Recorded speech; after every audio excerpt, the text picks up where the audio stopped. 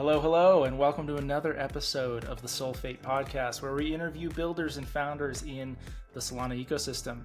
This is a fun one. I hope. Was it, James? I wasn't there for it. So, Nick, who did you talk to? And tell me about the conversation. James was not here for this conversation. Phenomenal conversation, James. You really missed out. Just the best one because I wasn't there? I mean, what are maybe. you saying? Matty. It was Matty from Colosseum, formerly at Solana Foundation. Matty is the Solana Global Hackathon guy. He's the hackathon guy. He's been running the hackathons that the Solana Foundation has been doing for 3+ years now. And recently, Matty actually left the Solana Foundation to start a new company that's exclusively dedicated to hackathons and an accelerator for the Solana ecosystem. So it's called Colosseum, colosseum.org. They right now actually is the current global hackathons going on. Renaissance, cool name again. Not quite as good as Grizzlython, I think. Grizzlython was a really great name. I don't know, man. But Renaissance is pretty dope. I don't know. No one can spell it though. That's accurate. It's true. It's impossible to spell Renaissance. Yeah. But yeah, it was a great conversation. So I talked with Matty about why leave the Solana Foundation to do all things hackathons. We talk extensively about the accelerator program that Colosseum has. So the goal of it is effectively like YC, like Y Combinator for the Solana ecosystem. At a high level, you participate and you win the Solana Global Hackathon put on by Colosseum. You become eligible to join their accelerator program. They do I want to say it was a $250K investment for 7%. And they give all sorts of mentoring and connect you with other founders and all of these amazing tools, all driven through the Colosseum platform. And it's so cool. It's going to be such a great resource for everyone in the ecosystem. Not even to mention typical global hackathons are so amazing.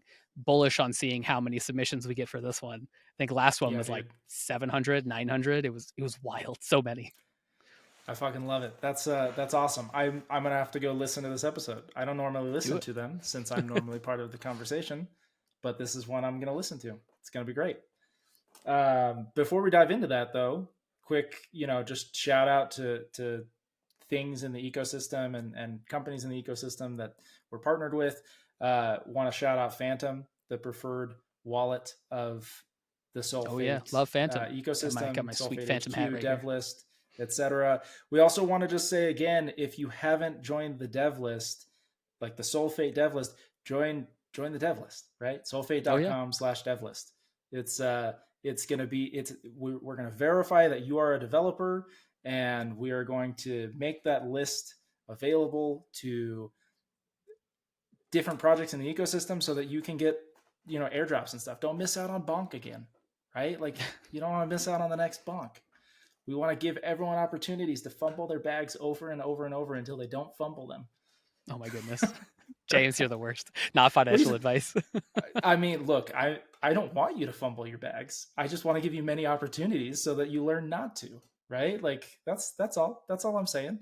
Did I hit a sore spot, Nick? Did you sell your bonk? I will say we do have some exciting things coming up for the dev list. There'll be some information put out on the Solfate blog and on the solfate.com/dev list page itself. So keep your eyes open. I'm learning about this live as we're recording an intro from Nick. Plot thickens. I'm stoked, Nick. I'd love to hear what's happening here. All right, but instead we should all learn about Colosseum and Matty. Yes, let's dive into the episode. Let's go do that. Love it. I think it's great. Nothing in this podcast is or should be considered financial advice. Any opinions and thoughts expressed are solely those of the individual. They do not represent the opinions of any entity. Enjoy. So, Matty, let's talk about Colosseum and hackathons and you. A lot of people in the Solana ecosystem know who you are, at least tangentially, whether or not they realize it or not. But used to run hackathons at Solana Foundation and now at Colosseum for the global hackathons. And let's talk about that, man. Yeah, thanks for inviting me. Happy to dig into what we're doing at Colosseum and also the past at the Solana Foundation. So happy to jump into it.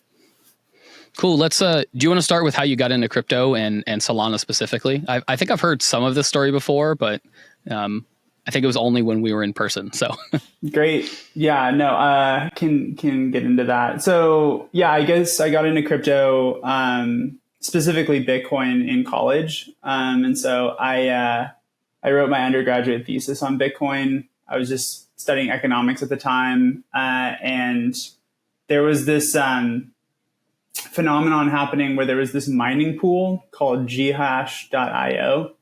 And it was getting pretty close actually to getting basically 50% of the hash rate of the Bitcoin network.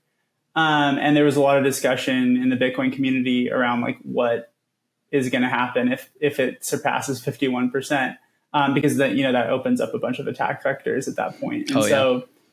And I was really interested in Bitcoin and particularly the mining industry at the time. And so I wrote my thesis about that. And luckily, it never actually quite reached 51%. And an interesting thing happened where it got very close, but then a lot of people self-selected to leave that pool and distribute to other pools to kind of maintain decentralization, and without any sort of incentives or anything like that, other than like, we want to make sure that Bitcoin is sort of sufficiently decentralized. I thought that was really interesting. And so I've been obsessed with crypto ever since then. And obviously learned about Ethereum along the way. Actually, I learned about Ethereum because Vitalik was a pretty active user of bitcointalk.org, where a lot of the conversation around crypto and Bitcoin was at the time. And so I'd heard he was talking about this, basically, he was playing around with this thing called color coins, which were like a very V1, sort of take on tokenization of other assets beyond just like Bitcoin itself. And so he was like getting into that. And that kind of evolved into obviously Ethereum, because he wasn't able to basically get a lot of features he wanted to implement on Bitcoin. It was just not feasible. And so, I really got into Ethereum as well.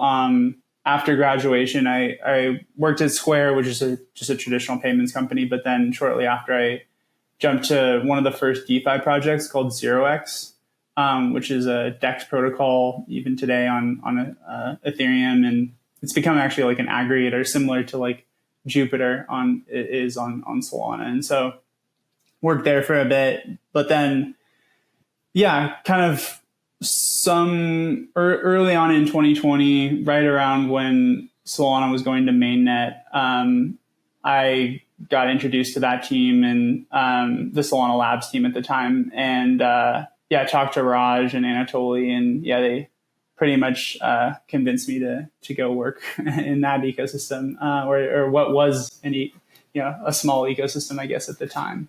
And so budding ecosystem. Budding growing fully from the ground up. It was Serum by FTX, or some engineers at FTX, and that was about it. But happy to jump into any part of that. That's pretty interesting. I've now heard, we did an episode with Brandon McMillan, I believe is his name, from Phantom, and then David also from Phantom. And I think all three of the co-founders of Phantom all came from 0x as well. So I don't know, that's super interesting that you also came from 0x. I had a small role in that. So actually, when I bringing them over to build on Solana. Yeah, so I worked with them closely, obviously at 0x. But they were thinking about leaving and starting. They were just basically, engineers and designers really fed up with MetaMask, as a lot of engineers are in the EVM ecosystem. And I think they just wanted to sort of create a competitor, and they were trying to figure out where they wanted to build that. And introduce them to Raj, and I guess the rest is history from there. But those guys are awesome. That's cool. Nice. That's nice little small world sort of thing. Yeah. Okay. Yeah. Thanks for the background. And cause a lot of people know that you, at least used to work at the Solana Foundation running the hackathons. And, I've never personally really seen any information out there about your background or, how you got there. And you've been running the hackathons at the Solana Foundation for 3+ years. And, the hackathons are hands down one of the biggest growth drivers of the Solana ecosystem, massive numbers on submissions, one of the biggest, if not the biggest, online global hackathons.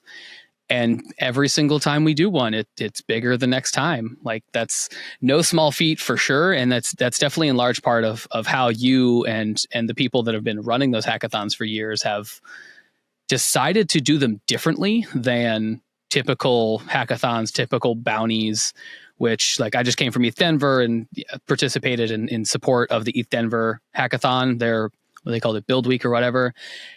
And their hackathons are just not structured anything like the Solana Global Hackathons. So the question that I would love to know is, why did you decide, or the team of Solana Foundation and Labs at the time, decide to structure the Solana Global Hackathons the way we do have them now? And why did it stay that way?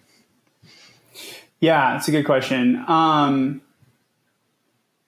Partly, I think, luck, but partly, I think we just thought about it from first principles. But at the time when we started the hackathons, it was in the middle of COVID, or like very, very early on in COVID in 2020. And so just off the bat, you weren't going to do anything in person. So that was like something Fair. very, very different. It's just like it was going to be online. The other thing is that I had gone to a bunch of like ETH Global events, like ETH SF, ETH NYC, and I'd done hackathons, and I'd actually run a couple at 0x. And one thing that was pretty clear was that they were pretty ephemeral. And so the goal with ours has always been to drive long-term sustainable new startups basically in the ecosystem, rather than focusing, I think, what traditional hackathons are, which is more just in the pure spirit of experimentation, which we still want. Like, that's still really important that we have new developers and other folks, experimenting with the technology, learning about open source crypto development. But we also wanted to attract, high quality founders to build actual startups and use the hackathons as sort of their first engineering sprint to do that. And so automatically we needed to extend the length of the hackathon beyond just like the course of like a week or a couple days. So that's why they're, about 5 to 6 weeks long.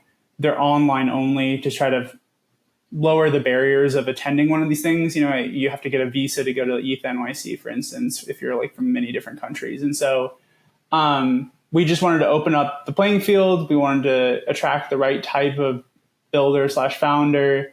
And that also led to, over time, removing things like specific bounties that you see at hackathons. So a common thing you see is that like a company really wants their technology being used, so they sponsor the hackathon, and then they host a prize for like the best project that integrates with their technology. Versus, and then that sort of incentivizes a bunch of developers to come in and sort of like try to pick off bounties and pick up cash awards along the way. But that's kind of just bounty hunters come in, just trying to check a box, and it's like, that's not useful that much. Yeah. And so what we wanted to do was just sort of developers to come with their own sort of creative ideas. Obviously, the one, basically requirement, and the only requirement from a tech standpoint, is to integrate somehow with Solana. But other than that, we sort of wanted to clear the space for developers to use whatever technology they felt actually was like a means to an end, and actually to build a product that people would want to use. And so, yeah, that's why we removed things like typical bounties that you see. And so those are some initial things that were that we started with and have evolved over time. There's a lot of other stuff. We could spend a whole podcast on how we run hackathons differently than traditional hackathons. But I think off the bat, that maybe gives people an idea of kind of where we started from. Okay. Yeah, that's super helpful for people that have not like personally experienced the hackathons, or maybe have only experienced Solana ecosystem ones and tried to do like the bounties at other hackathons. And like, yeah, it's like the whole, the specific bounties of use our tech to do X, use our tech to do Y. You just get so much low quality submissions from that, and you don't build a sustainable ecosystem. It's a pure marketing thing at that point. Like, whether it's a blockchain foundation or a product or a company that is sponsoring a hackathon, it's a pure marketing thing. You don't really get that good of submissions. Like we have, I would love to talk more about submission reviews, because like I got to participate in the Hyperdrive reviews, and there's so many low quality projects that submit that literally for like bounty specific tracks of like integrate to do X, and they just try to check the box and hopefully spray and pray submissions at every single blockchain hackathon, and it's wild. Yeah. No, sorry, go for it. No, go ahead. No, I was just gonna say, like, we still get fair amount of people who are hackathon hunters, and that's fine. Actually, like, what's amazing and why I actually think the hackathons have been so successful is partly been like how we've structured them and the marketing channels and everything that we've done around them, but partly is just because like Solana has such strong product market fit with developers, I think, where even some of those bounty hunters, they will come to our hackathon, and normally when they would just sort of leave and go off to the next one, they maybe stick around because like, no, this tech is awesome. I can actually maybe stick around for a while and actually build like a product on this blockchain. And so, we're welcoming any type of developer that wants to participate in these, because I think it's sort of like dip your toes in and then kind of get baptized in the process. That's a good way to phrase it. Yeah, I guess that's true. Like I remember for Hyperdrive and Grizzlython, there were a couple of teams that submitted that like had done the hackathon bounty hopping, and some of those teams are still here building an ecosystem, and they basically stopped building on other chains. So yeah, I guess that's fair. That definitely happens. All right, so let's Colosseum. So I got the lucky chance when we were at San Francisco at the Solana Foundation offsite, right before you had left Solana Foundation. Actually, we were talking about this, and I was very intrigued. We talked about what the idea of Colosseum is before it was publicly announced, and you leaving Foundation to do this. So can we talk about what is Colosseum? How is it different from how you were running hackathons at the Solana Foundation, and why leave the Solana Foundation to actually do Colosseum and continue to spread the gospel of Solana through hackathons? For sure. So Colosseum at a high level is 3 integrated components. One is the online hackathons. This is what we've been talking about. And we'll be running those in a very similar fashion to how we've been running them in the past at the Solana Foundation. Obviously, we're trying to evolve them over time and improve them, but structurally, they're still focused on startup founders. And the output is that we get a lot of really interesting startups that are eventually raising venture funding and that bring users on chain. The second component is new, which is a lot of more around support of the highest quality winners. And so we have this new accelerator program where we'll be taking roughly the top 10 to 15 teams out of every hackathon, investing in them through our venture fund that we raised at the pre-seed, and accepting them into our 5-week accelerator to help onboard them into the ecosystem, give them the capital that they need to kind of continue building, and obviously get to the point where they can go usually from DevNet, where they land in the hackathon, maybe to a mainnet implementation, and the ability to actually pitch seed investors at our demo day. And so we have a whole program around this, whether it's mentors from the ecosystem who had won hackathons in the past, or top ecosystem founders who can give people advice on how to build an awesome project in the Solana ecosystem. And so that's at a high level what we're doing structurally. The other big thing, and this relates to kind of the second part of your question about why leave the Solana Foundation and why start Colosseum as an independent organization, is that not only did we have to raise a venture fund and do this accelerator, which was going to be very difficult to do at the Solana Foundation, the second part is to build an actual product around this, which is another thing that was probably not going to happen at the Solana Foundation. And so through just my experience running these hackathons and sort of stitching together a bunch of components like Typeform and Google Drive and DevPost and just trying to basically use off-the-shelf solutions to run these very custom competitions that we had evolved over time was not really working out well. And so we thought, what if we just build a new product from the ground up, specifically, or, to cater to how we run hackathons, which is pretty unique. And so that evolved into the point where not only were we thinking about, okay, how do we build a product to more efficiently, run hackathons, take in submissions, judge those submissions, but also sort of pre and post hackathon support. So pre-hackathon support is, how do I find teammates, right? So we built out this whole like co-founder matching platform as part of the product, where people can sign up for a Colosseum account at any time, search for people based on their interest or where they're located or their skill set, to sort of, and then DM them directly in the application to find if there would be a good fit to go compete in the hackathon and ultimately like start a startup around. So that's one part, is just like team formation is really important. The second feature that we launched with, which is this product forum. So people are always wondering like, what idea should I use? Or is this a good idea in the first place to even go compete in the hackathon with?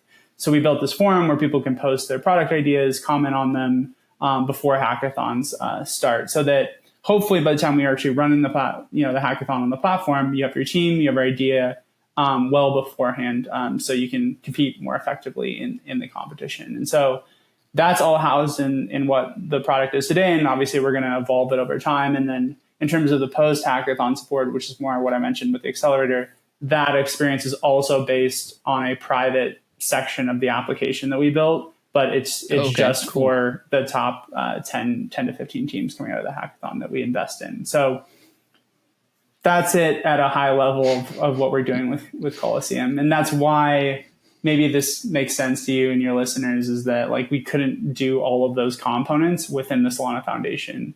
The Solana Foundation is amazing, and they support the ecosystem through a variety of different initiatives. But if you're looking to double and triple down and like build an actual product and raise a venture fund and dedicate all of your time to this specific growth funnel, you have to spin it out basically to a new independent organization. And so it's beneficial to us because we're focused full time on this now. And it's beneficial to the foundation and the ecosystem because there is now a full-time team that this is all that they're doing, is just focused on this one particular section of ecosystem growth. Yeah, absolutely. Yeah, as an employee, a current employee of Solana Foundation, like I get this, but a lot of people in the ecosystem don't. And it's like one of the ideas, and I've, like I said, I've been in ETH Denver the last week, and I've been trying to spread this idea more and more. Like internal of the Solana Foundation, for all the listeners, there's an idea that like Solana Foundation, like we work very differently than most other blockchain foundations. First of all, we don't want to own products. The community should own products, and they should do all of these things. And one of the, how does Dan Albert like to say it? We should all be actively working to put ourselves out of a job, so that way the Solana Foundation can spin down. Like that's the goal of the Solana Foundation, which is, a long-term goal for sure, but it's more and more things like this that get spun out and the ecosystem takes over them. It makes it so like the foundation can get to where it's the community is able to do all of these things on their own and require less and less support from the foundation. And it's working for sure too, which is also amazing to see. Yeah, no, I think that's right. I think, it's been interesting to kind of see how the foundation has evolved over time. I think, when I think about the Ethereum Foundation on one end of the spectrum and maybe like a new layer one ecosystem that just spun up, I feel like the Solana Foundation is somewhere in the middle, where personally, I don't think the Ethereum Foundation actually does much at all, versus like the Solana Foundation is still very important in the ecosystem. But, like you said, they are trying to, basically enable other people in the ecosystem who can dedicate their full time and attention and capital to specific initiatives, because they're going to be able to run it better. And honestly, the incentives are aligned as well. So like when you think about Colosseum, people ask us, oh, why didn't you just like do what ETH Global did, which is basically run like an events company, right?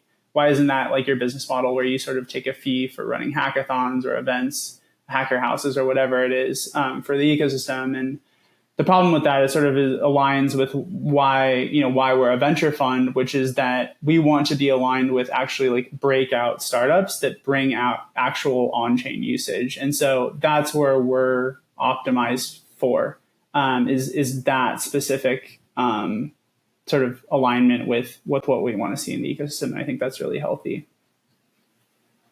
Yeah, that makes a lot of sense, especially on like the venture side of, it is having that perfect alignment. It's, and I hate using this word, but it works so well. It's symbiosis. It's a symbiotic relationship.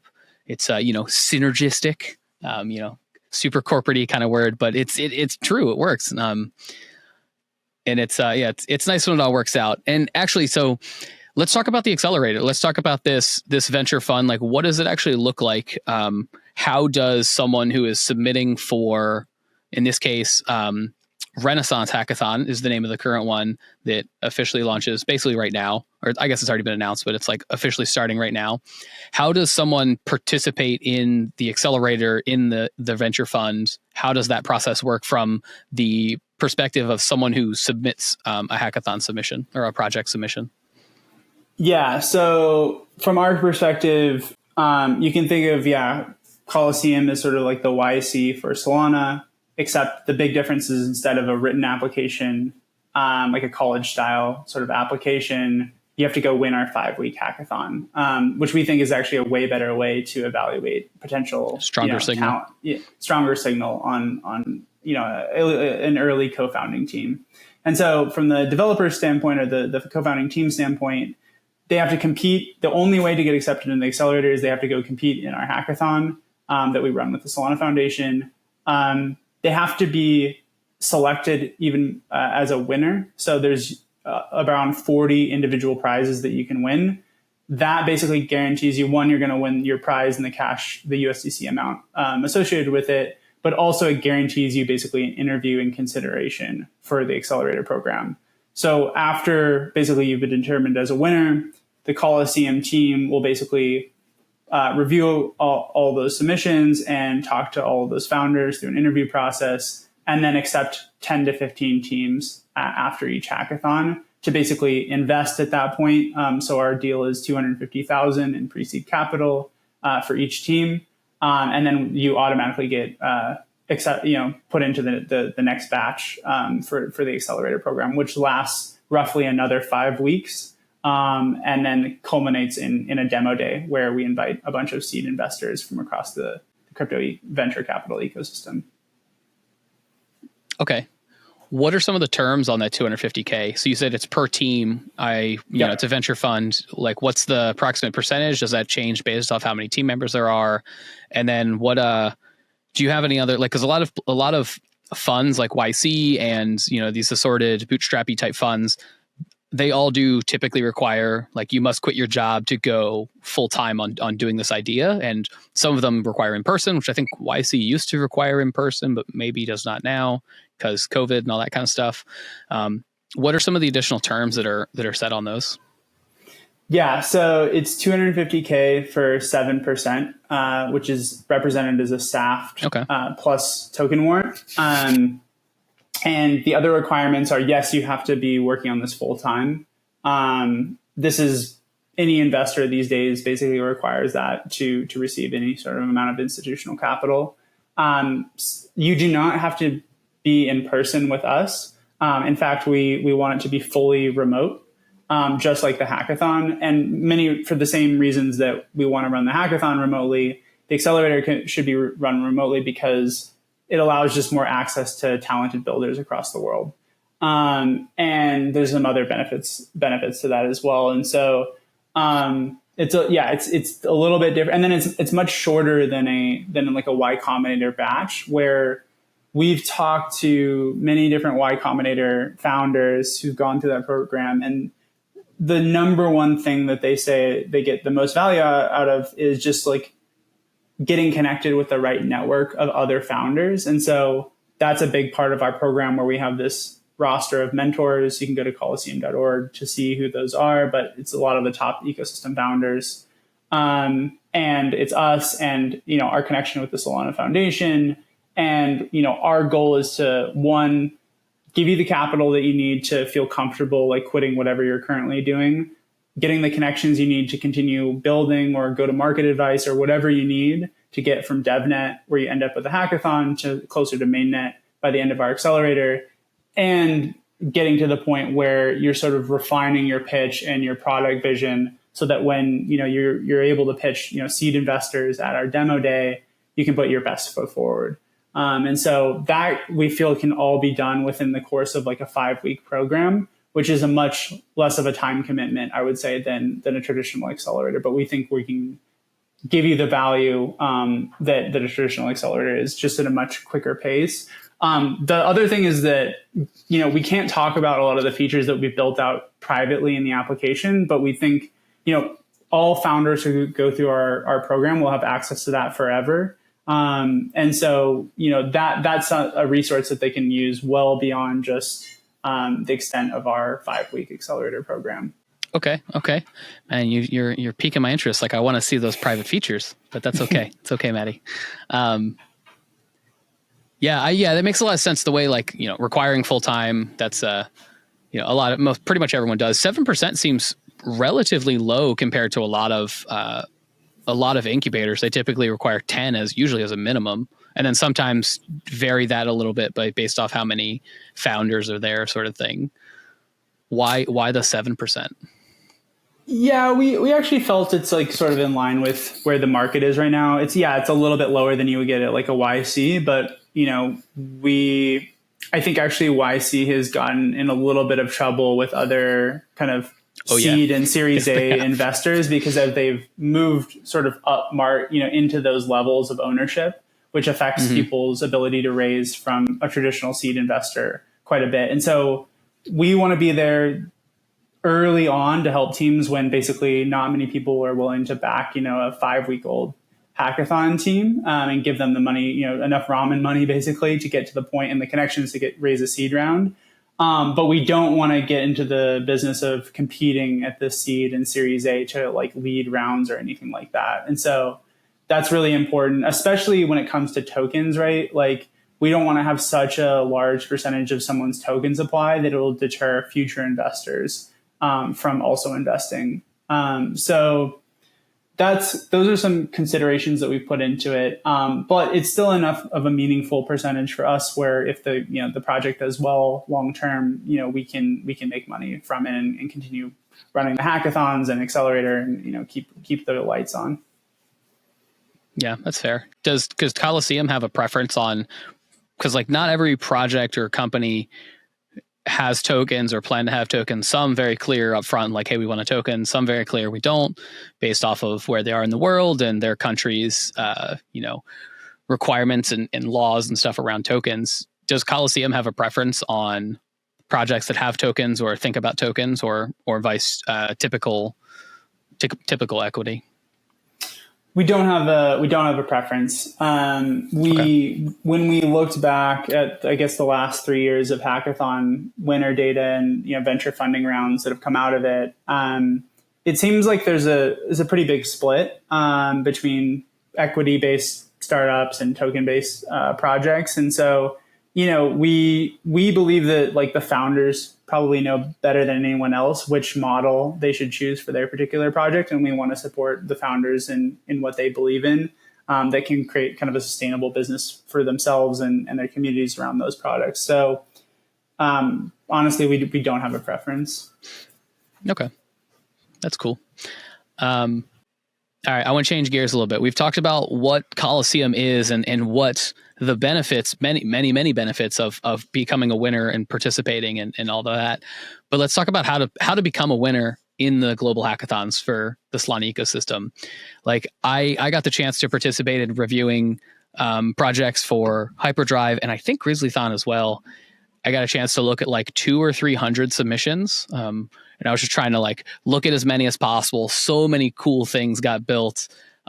Some people were able to ship a lot, some people a little. The split on the founders of who were developers, who were not developers was also very interesting to me. So I would love to hear it from you. You are the hackathon guy. What sort of things do people look at? All of the reviewers and everyone who's reviewing the submissions, both from the technical side and from the like product, not so technical necessarily side. What are those requirements to be a winner? Like what looks good and what should people really strive for? Yeah, that's a good question. So we actually just published a blog post and sort of a guide on, it was entitled How to Win a Colosseum Hackathon. And it kind of goes deep into each kind of component of how you should be like structuring your time building in the hackathon, what to include in your product pitch, the types of things that we consider would be good ideas versus not a good idea. And, you know, I won't repeat all of it here, but TLDR, we think that first and foremost, when judges and ourselves as the Colosseum team are reviewing projects, it's really important to have like a decent idea at first, because that's what people are going to look at first. They're going to look at your product presentation, the video that you submit, and your slide deck, and see like, is this even a good idea to spend 6 weeks building before they even get to the point where they look at your code repo.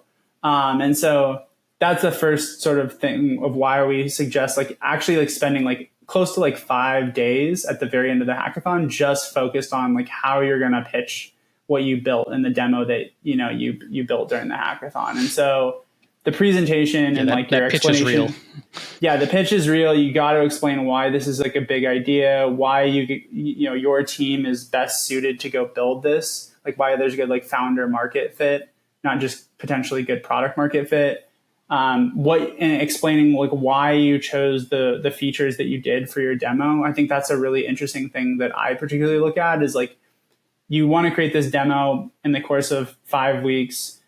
What, you know, you obviously can't build everything, right? Like you got to choose a couple, you know, features that you think are most important that would impress people about what you're trying to build, or the bigger vision of what you're trying to build. And like, which did you choose? Because I think that actually mirrors sort of like the characteristics of a very high quality, you know, high performance co-founding team, where, because that's what they're doing every week, right? They're deciding, okay, like how do we choose which features to build next? How do we get feedback from folks that are, you know, our users on which features to build? And so that a lot of the best teams, honestly, is like, can you exhibit like that you've been taking early customer beta feedback, even very early on in the hackathon. So you'll see like Chase Barker and myself like yelling on Twitter that you need to create a Twitter account or you need to create an X account early on.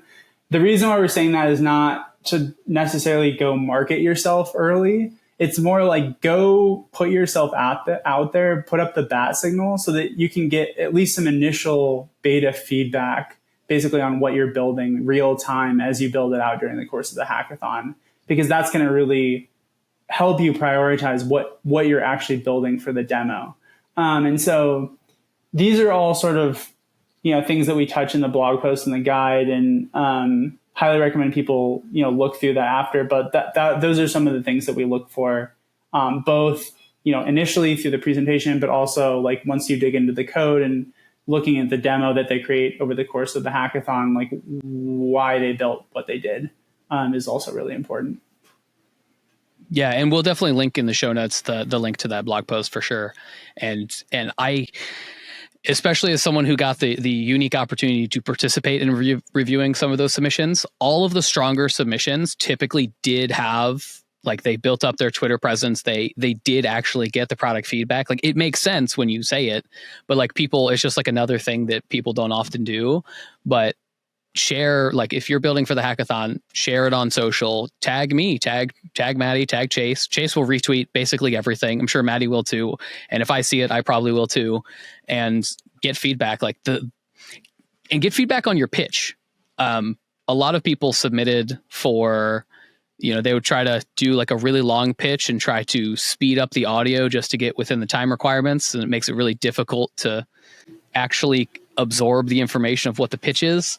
But yeah, share your pitch ahead of time on Twitter. Like, why not get some feedback on it from people? Yeah, there's this guy, Burger Early Bob. feedback is so good.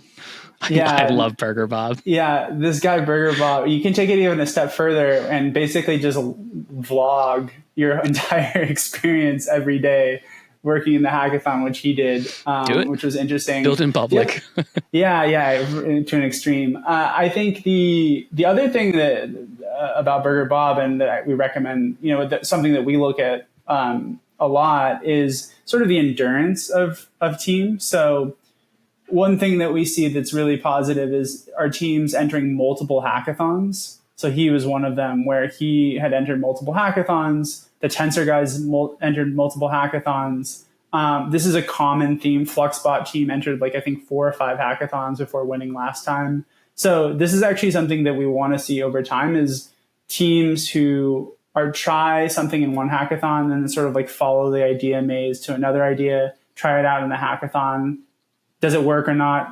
Pivot to something else. And so we want to see people sort of, the term is explore the idea maze, which is sort of a Balaji-ism, I think, originally. And it's just really important to see people committed and also just continually iterating and shipping, because that's exactly what they're going to do in real life when they're just actually working on a startup every single day, right? They're constantly just iterating, pivoting, trying to find that initial seed of product market fit.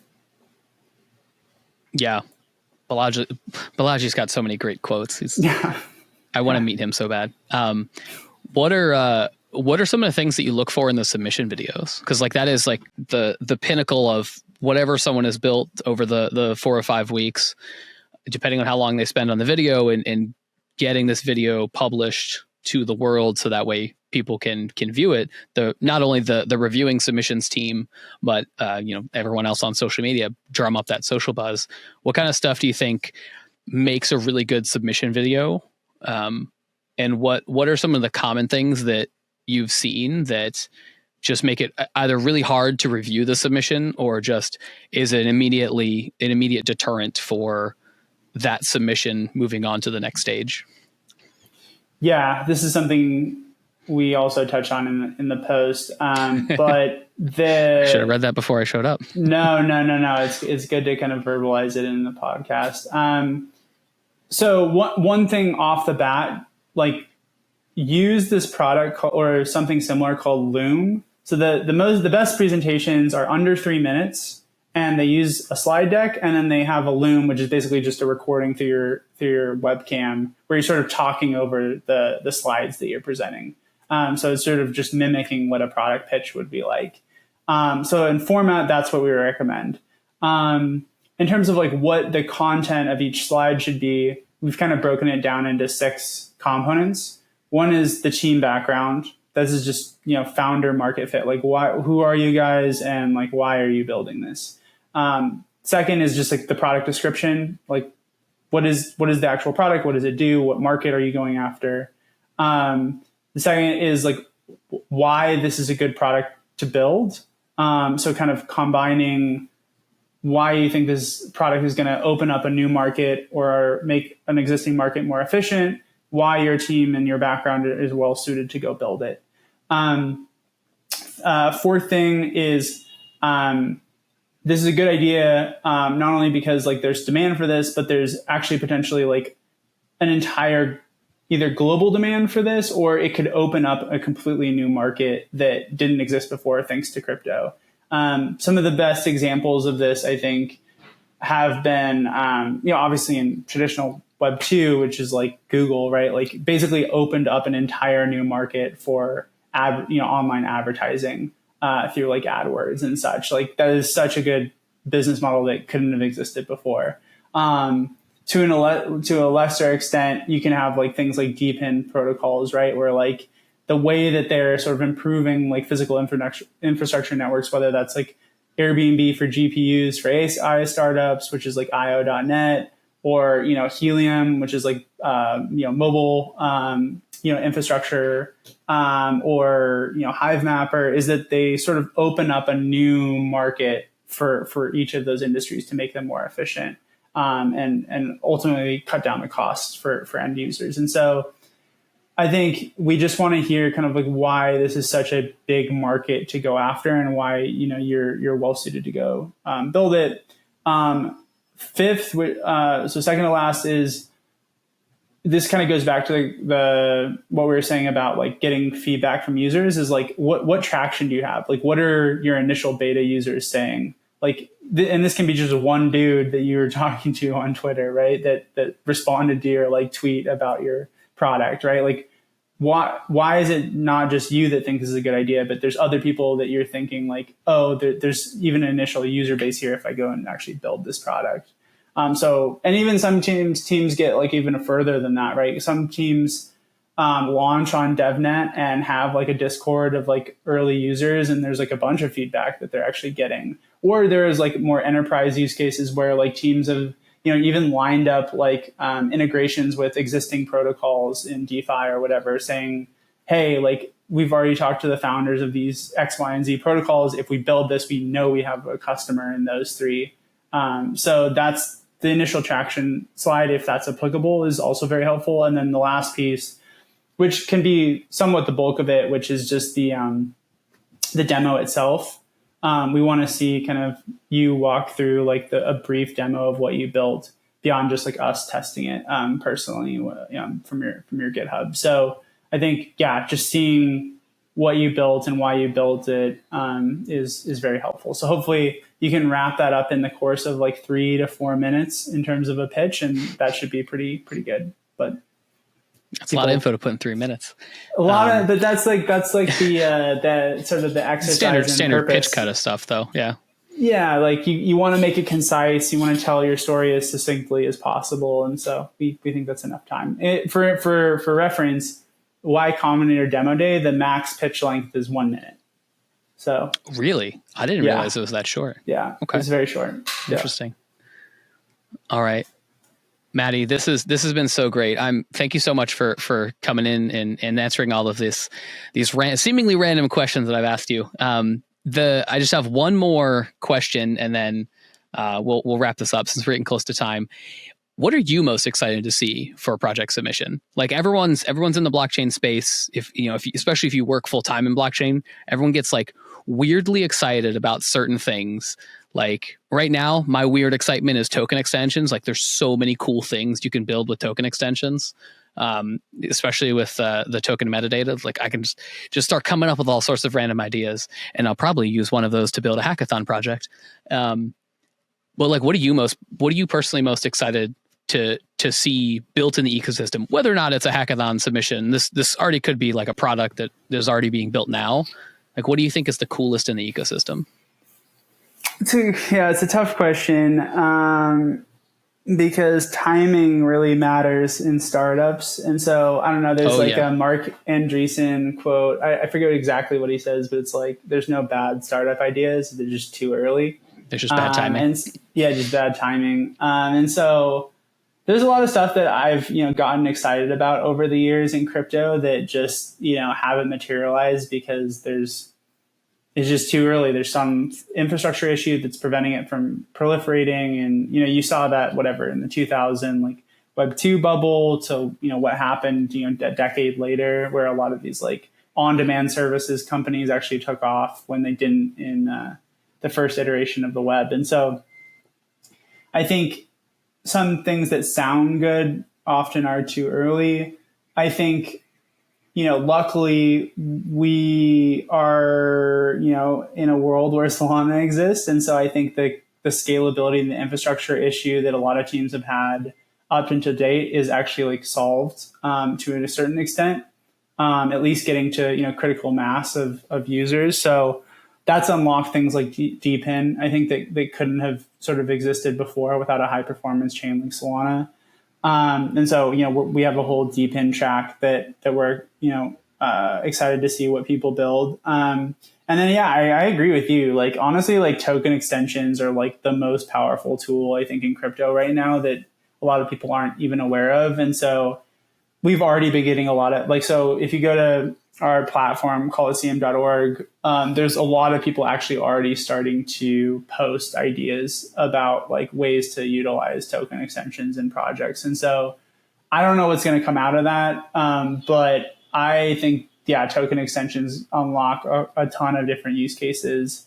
So we'll see. The best ideas are also stuff that like you couldn't ever imagine, to be honest. Like, obviously there was some sustainability issues with the economic design, but like I remember reviewing StepN as a hackathon project. I think this was at the end of like 2021, but like that was the weirdest sounding product idea I've ever heard. That's fair. But it like, exploded because it opened up sort of like a new market that couldn't exist without crypto. And like, I'm looking also, you asked me like, what do you look for in terms of product submissions? I'm also looking for things that sound pretty weird, but that through the presentation, you're like, no, wait, that actually makes some sense. Like that this could be actually a market that could open up thanks to this product. So yeah, we'll see what comes out of Renaissance.